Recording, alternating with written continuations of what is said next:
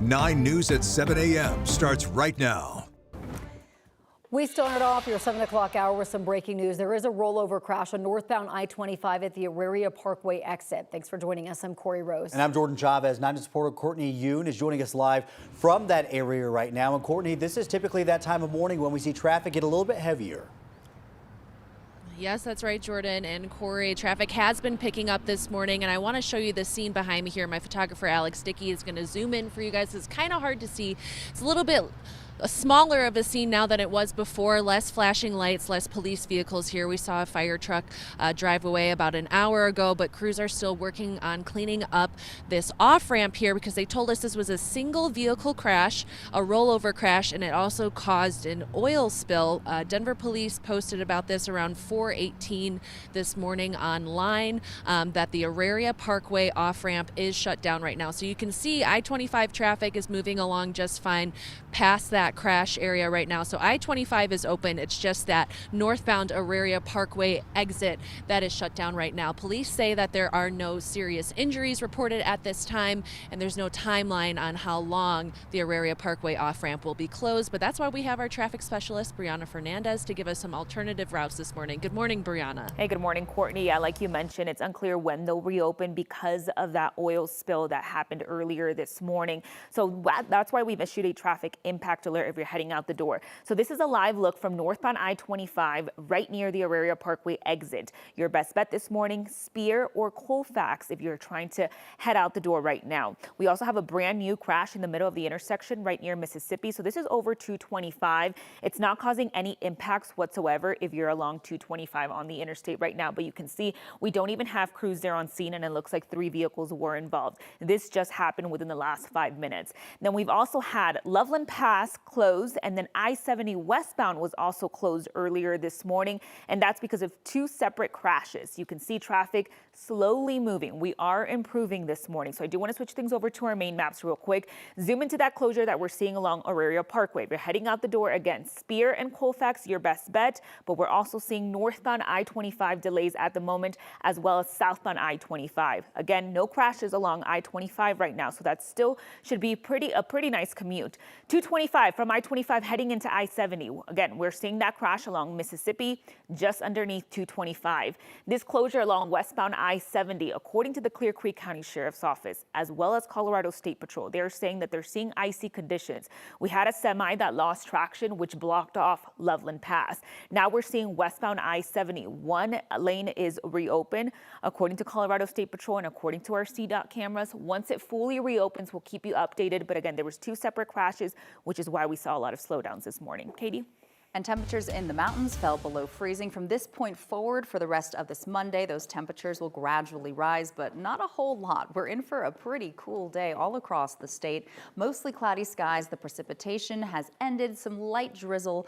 Otherwise, across the eastern plains, you will find some mainly cloudy conditions. And this is a live look near Burlington. Some limited visibility. Patchy fog here and there, and a live look over Longs Peak. Can't see anything. Locked in and socked in by that cloud coverage. It's a range of conditions here across the state. You had in spots like Winter Park, west of the Continental Divide as well. More sunshine this morning.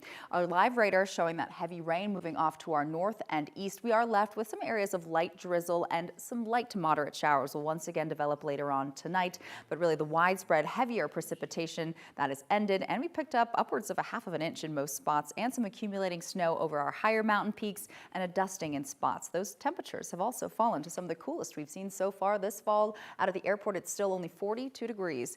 We've dropped down to the low 30s from Kremling to Steamboat, and only in the 20s right now from Gunnison, and we start off in the upper 20s near Alamosa.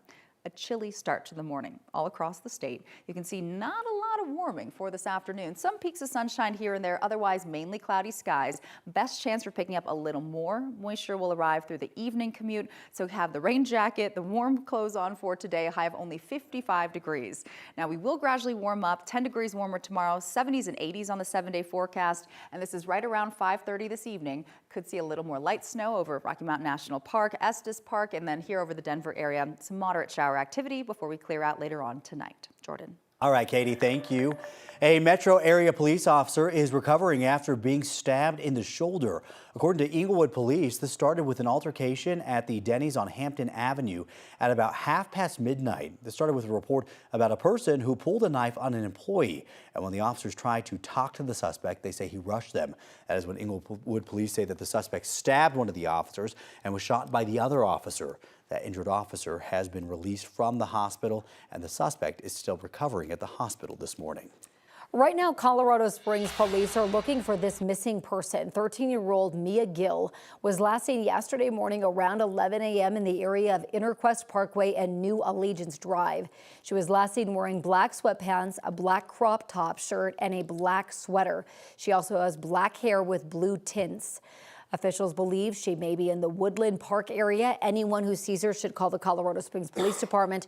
Their number is 719-444-7000. Over the weekend, a small mountain community was working to turn tragedy into change after a school shooting at Evergreen High School last month. A community event at Cactus Jack's Saloon and Grill brought together live music and mental health services for anyone who wanted to stop by. Organizers say all proceeds from the event would go to Evergreen families and local mental health services. It's been nearly 1 month since the school shooting, and community members say events like this are about unity and strength. It's not about who their neighbor is and what their outlook on something like politics or anything is. This is them coming together to support the community. Residents say they're committed to moving forward and supporting each other through the recovery process. New this morning, CSP joined forces last week with Wyoming Highway Patrol for a large-scale commercial vehicle enforcement operation along US 287 near the border. They set up mobile checkpoints inspecting dozens of commercial trucks to make sure that they were following state and federal safety rules. In total, 82 vehicles were checked, 16 drivers and 24 vehicles were placed out of service, and 1 marijuana citation was issued. State Patrol says that these joint operations help keep highways safe and hold interstate drivers accountable. Today, Aurora Police is expected to ask City Council to greenlight new facial recognition tech to help them with investigations. Aurora Police says the technology could help solve crimes faster, boost officer safety, and identify missing or at-risk people. Only authorized officers would be able to use it, and only for specific cases like active investigations or public safety threats. If approved, the system would cost around $170,000 over 4 years. A federal judge temporarily blocked the deployment of California's National Guard troops to Portland, Oregon. This comes just 1 day after the same ruling was made on the deployment of the Oregon National Guard. President Trump ordered the California troops to Portland to protect what he calls a, quote, war-ravaged city. Oregon Governor Tina Kotek says the president's move to send troops from California appears to intentionally sidestep Saturday's ruling, which the Trump administration said it would appeal.